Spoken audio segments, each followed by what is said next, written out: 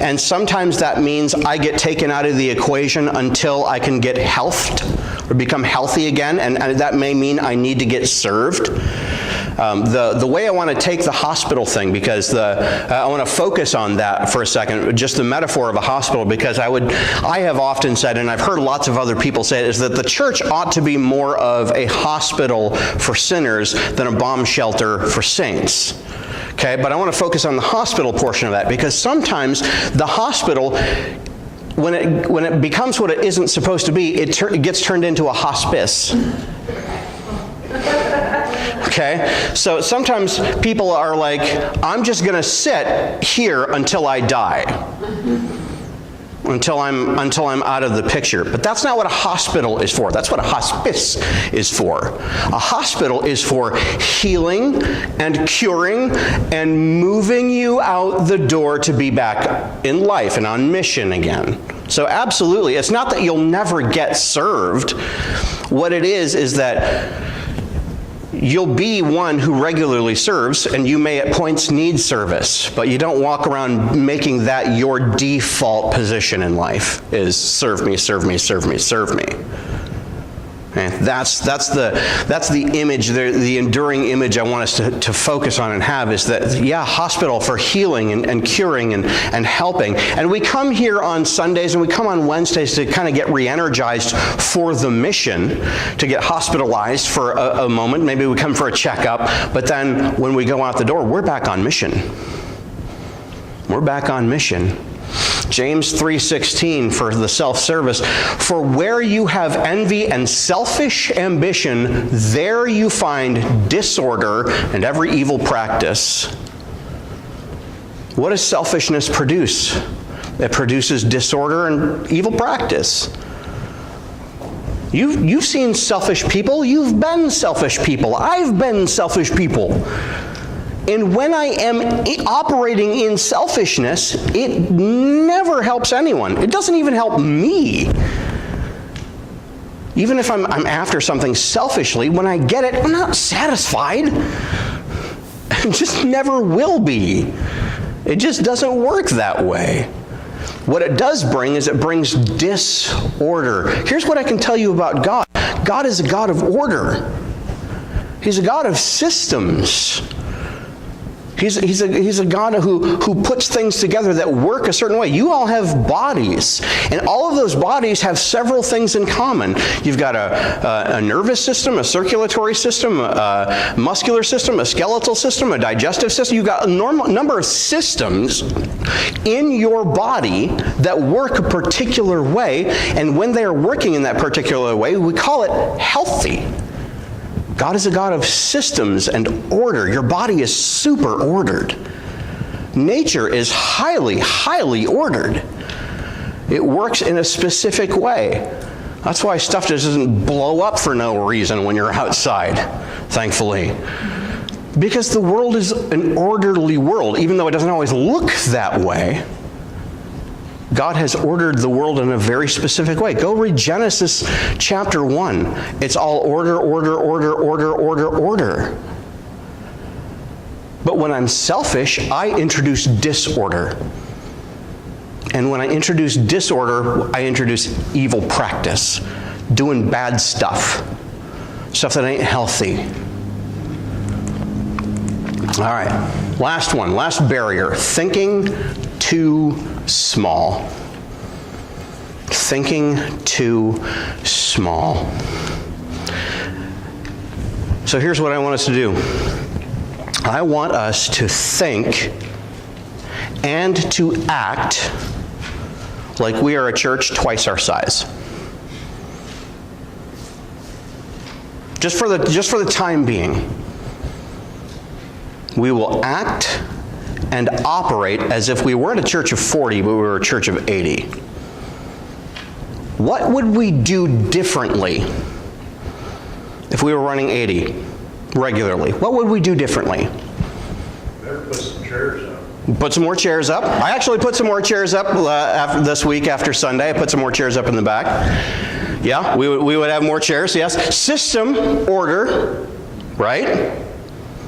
We would order things differently. We might operate in a slightly different way. What about when we get twice that size? What would we do differently? There's probably all sorts of stuff that we don't realize that we would do differently, but we have to start considering some of that. We have to start considering, if we were twice our size, how would we operate differently? Then let's do that so we're prepared for it when it happens. Does that make sense? Does that track for you? If we were 80, if we were 100, how would we operate differently? And I want you to actually think about that for a while. How would we be different if we could live in the vision of where we would be at our next steps? How would we be living? It's the kind of the dress for the job you want, not the job you have kind of a thing. I love that meme on Facebook. I dressed for the job I wanted, not the job I have, and now I'm in a disciplinary meeting dressed as Batman. You know, it's just sort of a goofy kind of a thing. But the idea of where are we headed? Where are we going from? If we could dream bigger. Think of Martin Luther King Jr. and his speech. What is his speech called? I have a dream. What if Martin Luther King Jr. got up and said, I got an idea? Would that have had the same impact? No, it wouldn't. Because a dream is a big thing. It's a big thing. An idea is head knowledge, a dream is heart. Oh, now you're talking. Where is my heart right now? Is my heart with God's vision, or is it just operating in its normal processes, which the Bible says is desperately wicked above all things? And selfish. Where's my heart? Is it in God's dream for His church? God's desire, God's vision for it. What does God want? What is His vision? He wants to see all men saved and to come to a knowledge of the truth, to understand the truth. If we are not for that, what are we for? And ought we not die trying? Because here's the thing. If we say, multiple services, multiple staff. If we say, let's shoot for 1,000 people, and we hit half of that, we've still made an advancement, haven't we? Mission accomplished. I was going to say, some of that mission is accomplished. Are we going to go, oh, we only hit half? Or are we going to be, look what God has done through this church. Look what God has accomplished. What if we only hit 100? I say, who cares? Because if that's what God has for us, awesome. But if we shot for 50, would we have hit 100? If we shot for 100, would we have hit 5? If we shot for 500, would we have hit 1,000? No. Dream bigger. Your vision is not big enough. Add a 0. And that's what it should do to us. It should make us go, okay. Build a bigger. That's not my concern right now. Cool if it happens, but whatever. But We need the land. yeah, we need the land. There's a bigger family than that. Which we're not. Which we're not. This was a passage I read on the Sunday that I did the purpose-driven church thing. Isaiah 49:6. He says, this is God speaking to Isaiah, "It is too small a thing for you to be my servant, to restore the tribes of Jacob and bring back those of Israel I have kept." He says, that's too small. Too small vision. Not big enough. I will also make you a light for the Gentiles, the nations, the world, that my salvation may reach to the ends of the earth. Does that sound like a big vision? Yeah, it is. Biggest vision there is. And whose mouth is it in? God's. Whose lips does that pass through to our ears? God's lips to our ears. Your vision is not big enough. Let's not think too small, because that's a barrier. That's a barrier. Thinking too small. Shooting underneath. We did, I was at this was during college, and for the first weekend during college, they took us to this, summer camp. And I'm not a very physical kind of guy. I'm not outdoorsy at all, really. I'm indoorsy, okay? And so one of the things they had us doing is they had us doing all of these kinds of activities, but they had this rock climbing wall. And I am gravitationally challenged, shall we say? And I'm like, I don't want to do this. But they coaxed me into doing it because apparently it was required. They coaxed me into doing it. And so the guy who was running it, his name is Steve Prudholm. He was the guy running the camp. And he says, all right, how far up do you want to make it?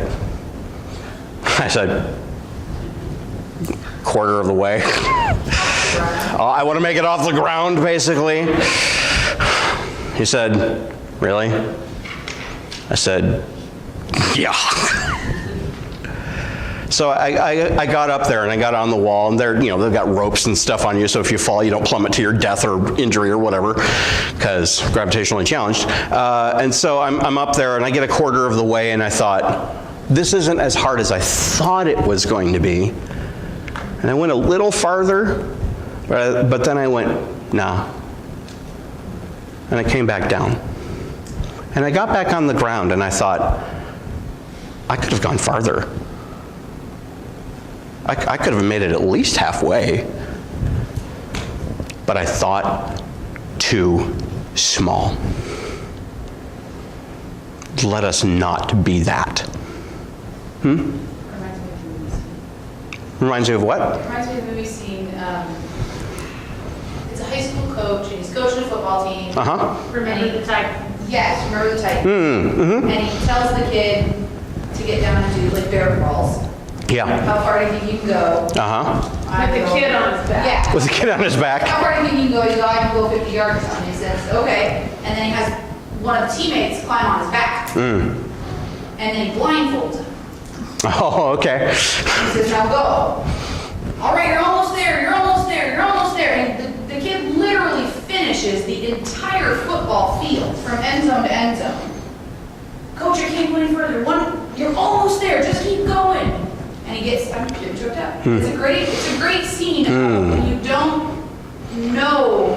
Like if you had been blindfolded, or if you had known how big you already were, I could have gone. How could you go? I could have gone more. Like, I can do one more. I can do one more. I might have to take a quick breather. Yep. Do one more. Yep. And you got twice as far as you got to be able to go. Don't think too small. And maybe you're going to need a bigger boat. Right? Now, do you have something you want to say, Ross? I agree with the vision and the mission. Okay. I like that a lot. But speaking for myself, Yeah. I feel that I have to rededicate myself. Okay. That's to happen, Very good. to be an active part of it. Well, maybe we need to do something where we have a moment of rededication, where we can get more than one person in on it. Can we plan to have that for not next week, but the week after? Because the week after, That'd be great for me. because the week after, we're talking about commitments we need to make, and that would actually kind of probably be the perfect way to conclude that time. Just keep us advised of it. I like that. Let's do that. Let's make that a plan, shall we? Let's make that a vision. And let's follow through on that. I like I that. know I'm falling short of a lot of things. Okay. I feel like I need more education. I like that. You know what? I do too. I feel we all. I think we probably all do.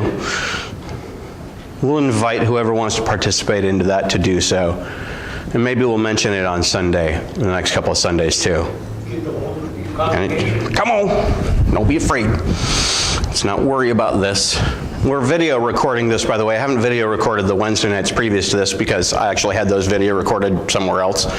But since this was new material, I wanted it video recorded, so we may send a couple of people to come and watch this at some point too. Yes, very good. Very good. I like that. I'm for that. I think we all should be for that. All right. On the other side of your... Going to take it. Huh? It is a big step. Yeah, you think? Yes, it is. It is a big step to take. It will take a lot of faith. And that may be some cultivation, some prayer, some development that we need to do along the way, which is why I wanted to do this as kind of over a period of a few weeks to just even get us thinking in some of these ways. To not kind of go, all right, we're going to jump into this tomorrow. Doesn't happen. Because it won't, yeah, exactly. It won't happen if we were to do it that way. The pump needs to be primed a little bit, right? A whole lot. Or maybe a whole lot. Maybe a whole lot. Yeah. On the other side of your sheets, you'll see this. It says, create your own prayer list. Create your own prayer list. We're going to take a couple of minutes and spend some time on some of this. Your written answers to these questions will be your prayer list for the week. This will be your prayer list for the week. So here's the questions. And I want us to take a couple of minutes just kind of maybe jotting down some thoughts. And then after we spend maybe 10 minutes, 10 minutes doing that, we share something if you feel like you need to share it, okay? So question number 1, how does my vision for the church need to adjust to God's vision? How does my vision for the church need to adjust to God's vision? Number 2, in what ways can we develop a biblical vision? How clear can we get it? What are the measurements we might use? And then number 3, what barriers to health, vision, and growth do you see in our church? So let's take a handful of minutes. I want you to write down some thoughts on these and let this be your prayer list that you take home with you and you pray over this stuff this week. So go ahead and write some thoughts down. Write some thoughts down, and then if you have something to share, go ahead and do that. All right, 2 minutes is up. All right, so go ahead and feel free to share anything. I'll start us off. I'll share one thing under each category that I have written down. So under the number 1, how does my vision for the church need to adjust to God's vision? One of the things that I put is I need to personally invite more people to Jesus and to church. As your pastor, that's one of the things I need to do more of than I have. Not that I haven't done any of it, but I need to make that more of a priority. Number 2, in what ways can we develop a biblical vision? How clear can we get it? What are the measurements we might use? One of the things that I wrote is, let's set some clear number goals and get serious about inviting people. So I'm previewing and going through ahead of everybody else, going through the 40 Days of Prayer stuff, the Rick Warren 40 Days of Prayer stuff. One of the things that he starts out with in that is come up with something that you're going to be praying basically the whole time you're going through this. And the thing that I decided to make my prayer is I'm going to pray that God will double our church by the end of the year. That's what I'm praying for right now. And it's a big vision sort of a thing. Maybe it's not big enough, I don't know, but that's what I'm doing. Number 3. I feel that everybody should get on board that. We could do that. That'd be cool. And number 3, what barriers to health, vision, and growth do you see in our church? One of the things that I listed a couple more barriers that I thought of, but one of the things that I wrote that wasn't that was we need to, and this is one of those scary statements, we need to reevaluate everything we do and ask ourselves why. Everything. And there's some stuff that's really easy to answer. Why do we sing? Because that's the most reiterated command in the Bible, sing. Okay? But stuff like that. Why do we do the activities that we do? Do we do it because we've always done it? Do we do it because we've done it for 30 years? Or do we do it because it's biblical? Do we do it because we have good, solid reasons for doing it? So those are some of the answers that I came up with, and I have more than that. But I want to hear some of the stuff that you came up with. What are some of the things that you wrote down that you feel comfortable sharing? There's going to be change. A lot of people are definitely against change. Yeah. There you go. You wrote that down too, did you, Josh? I've been in a retirement area community Yeah. for about 20 years. Yeah. And the biggest problem we have in everything is we've always done this. Yeah. Everything that, you want to change something in the clubhouse? Yeah. Change a rule or something like that? We've always done it this way. Yeah. No. Well, and I mean, in response to that, yes. But one of the things that needs to be said, I think, to comfort people who are like, about it, is not everything has to change.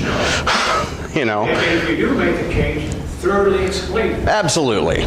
Yes, there are reasons for this. All the pros, all the cons. Yeah, absolutely. Yes, I agree. Very good. As a congregation, we all need to get out there and put the word out. I talk to everybody. Yeah. I pass out cross pennies all the time. Yeah. I've taken a couple of bundles of cards. I've passed all those things. Good job. Pat yourself on the back. People interested in coming out Yeah. to church. No, that's good. And some people are very receptive to talking to you, others aren't. Yep, and that's okay. Put off. Yeah. Pushing. Find every tree you can bark up. You just need to keep trying. Yeah. Because the word's not going to get out there if you don't try. Yep. Pretty simple, but absolutely. Very true. Do you have something, Mark? I seem to be inviting real problem children, people that have real problems in their lives. That's cool. That seems to be where I come from, my background. Yeah. And with me, I need to personally learn more about the Bible, live more about the Bible, and that way I'm more qualified to teach about the Bible. Sure. That's great. One of the things that really kickstarts a church's vision and growth is people getting on board with personal renewal. That's a big one, and that's not just you. That's all of us. That's me included. That's everyone. But yeah, that's fantastic. That's a great answer. I just tell them you're a good teacher. I don't know which this lines up with. That's okay. Just kind of just spitballing down the whole thing. Yeah. I know we talked about maybe some different outreach programs and things like that we kind of discussed a little bit about Yes. in passing. But just bringing that with the focal point of Christ first. Yep. And then, and then delivering that to whatever need they might have. Yes. But just like you just said, and Mark was saying, that, people that are in need are the hospital is a great example, I guess. Yeah. Backwards, the hospital. So, to bring people in that we can actually work through Treat. and get a better side of life. So. Yeah. Yeah. Kelly? I've appreciated, so I wrote this down under barriers. I'm going to start with, I appreciate that, and even just now you mentioned Christ first. Yes. That being the focal point, but that you have disbelief, spiritual warfare, self-service, which really is kind of just addressing sin. and comfort and thinking too small or a little more physical, but what Yep. I wrote as a barrier, and I think there's a huge tendency, I alluded to this on Sunday, I know that it's something that I struggle with all day, every day, but there's a huge tendency to focus more on the spiritual, focus more on the physical Yeah. than the spiritual. Right. And to focus on, it's easy to say, well, we're going to focus on the spiritual needs and spiritual growth. Right. But then when the rubber meets the road, Yeah. it's just not natural. Oh, we talked about that on Sunday. Yeah. It's not natural. The natural thing is to use your eyes to see. Yes, uh-huh. And so I think, I see that as a potential barrier if we're not consistently, Satan wants it to be a barrier. Yep. That we wouldn't be consistently aware of the spiritual needs and the spiritual growth that needs to happen. Yes. Um, The discipleship process and, Yeah, well, yeah. like Rick Warren says, you can have a small, healthy church or a huge, healthy church. Yeah, You can have a huge, healthy church full of unhealthy spiritual, yeah, right, uh-huh. spiritually unhealthy, and that's not beneficial for the kingdom. Yeah, no, absolutely not. You know what? Yeah, I was going to say, in terms of thinking bigger, we don't want to think bigger for the sake of bigger. We want to think bigger for the sake of healthier contribution to the kingdom. Yes.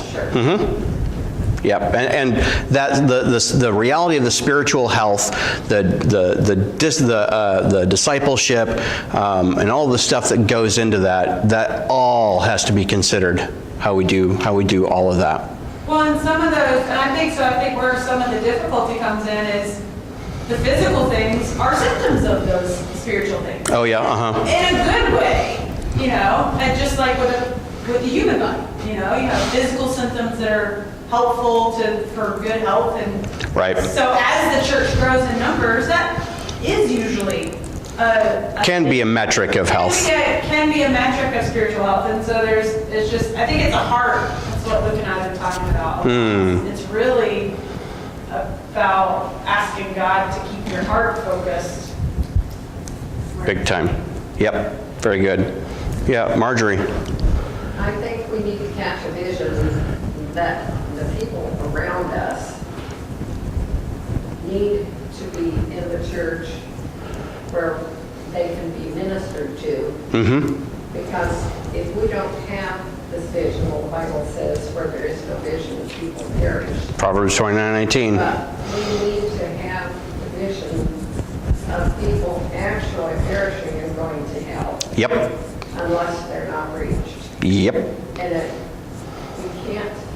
We can't be okay with that. we can't be content with me and my Torah no more. Yes, exactly. Because that can easily crop up, and it crops up in so many churches. We know Rachel and I know of another church that they're just about, and I don't know if they know it yet or not, but they're just about to lose their pastor because he's super frustrated with them because they absolutely refuse to welcome anybody new. They absolutely refuse to be on mission, and he's had enough. Rightly so, had enough. But yeah, we can't have that attitude of insular, we're fine as we are, no more can fit into this because it's not comfortable for me. But we have to have an open door policy, not a closed. Yeah. Yep. And something else, we take so much for granted. Oh man, don't we though? And we take our whole body for granted, Yep. especially our heart. You've got to figure out what times your heart's beating, your life is. And you're not forcing it to. It is scary. Fee. Yes, I know all of us are members, we've been praying for the young family that have children Yes. to attend the church so that they can listen God's word, especially those young children. Because we need to have a good foundation about God. Yep. And that sounds like Target to me. That's what we're praying on. Yeah. And to have a paid music minister, we need more musicians. We do. Oh, I know we do. Because I'll tell you this, I can do what I'm doing on Sunday, but I don't like it. And I'll just be 100% honest with you. I don't like doing the worship. That is not my thing. I can do it, and so I do it. But I'm doing it as a placeholder for God to raise up somebody else to come in and do it, who's more qualified, who's a better singer than I am on the worship stuff, who's more musically gifted than I am, who's spiritually gifted to be that. I don't hear anybody complaining. I don't either, but that's not the point. You heard me complain just now, I guess. But I'm not complaining. I'm just saying that's not the area of my giftedness, and it's not where I intend to stay. My vision is not to continue doing that. My vision is to be able to pass that off to someone else. Because here's the thing about doing ministry. What Paul says in Ephesians 4 is that God gave some to be apostles, some to be prophets, some to be pastors and teachers to equip the saints for the work of the ministry. Not so that they could do the ministry themselves, but so that other people are prepped to do the work of the ministry. My vision with the music stuff is to do that only as long as I need to do that, and no longer. Understand. So, that's just where I'm at. I think people would like to do that, but they don't have the talent for it. Sure. The voice. Which is okay. I mean, And it's not for everyone to do it. Like I said, I do it because I can. We may at some point get somebody else who can, and who actually that's sort of their thing. And when we do, here you go, enjoy. And that's actually one of the ways in which you minister to people within a church, is to hand them something and let them run with it. And honestly, what you just said was, there are some people who might want to who don't think they can. I know that I've got a decent-ish voice when it comes to, I've had theatrical experience and I've done some musical theater stuff. I know that there's a certain kind of voice that I have, that works with a certain kind of music. The worship stuff I don't think is my main strength. I know it isn't. It's actually the music I think is most helpful for the church right now. And so that's why I actually insist that we continue to do that, rather than, well, look, I'm just better at hymns, let's just do hymns. Okay, does that make sense? But there are some people, I think, who you said, well, maybe they don't think they can do it. Okay, what if they don't think they can do it, but they actually can? Or maybe with a little help, they can. That comes back to the don't think too small. Because some people just think too small of themselves. Unbelief. So that's something to keep in mind. All right. Huh? I can share. Go for it. So I guess I will do the same thing as Sam did. Under number 1, I feel most comfortable at a church of about 300. That has always been my preference size when I've visited. We've never led a church that size. No. But that's my most comfortable. So I have the tendency to be like, sweet, when we hit that number, we will have arrived and I will be comfortable and we don't need to. We can put on the brakes. Pray about that. Yeah. Right. Yep. That would be my selfish barrier. Yep. Measurements, this is where I get all excited. I know, you've got the administrative mind, so. So thinking about obviously seats filled in budget, but part of, when you go to the doctor, they ask you the checklist of the health. Have we done a survey of our members? Where are we healthy at? Oh. Who do you serve? What is your giftedness spiritually? how do you feel who's the church are doing kinds of things? Like, we could develop a survey. That's a good thought. Or every other year or something like Yeah. that. I like that. Percent of people surveyed. Statistics are sad on that. They're hugely sad on It it. tends to be 10% of the church does 90% of the work. And the smaller the church is, those numbers kind of get a little bit skewed. A little bit. People have to serve. But that's a number, that's a metric that will be a good measurement. Yep. Missionaries sent. Have we, as a church, that would be, for me, because I have a very mission heart, Yep. having been overseas and served overseas. We as a church should be bringing people to Jesus, training them up to serve, and sending them overseas, and we are their sending church. We Yeah. should be doing that. Yep. And not necessarily partnering with, oh, we're sending this missionary to go with New Tribes Missions or with Mission Aviation Fellowship, and we're just contributing part of their monthly salary. They're staff of our church overseas. Yeah. Basically. Like, we should be sending. That's another one of the things that Rick Warren said that I really appreciated. Is one of the measurements of a church's health is not your seating capacity, but your sending capacity. Right. How many guests do we have coming each week? Yep. How many people are coming at the come and see level? Like, just come check it out. That's a good metric to measure. Since Easter, Yeah. by the way, just so everybody is aware of this number, because there is a number that I have. Since Easter, when we started doing the Connect cards, we've gotten back, there's 20 people that I've counted that have visited since Easter. 20. Have they come back? Some yes, some no. But so that's another great thing, is that it's not just how many people come and visit, but how many of those can we assimilate into.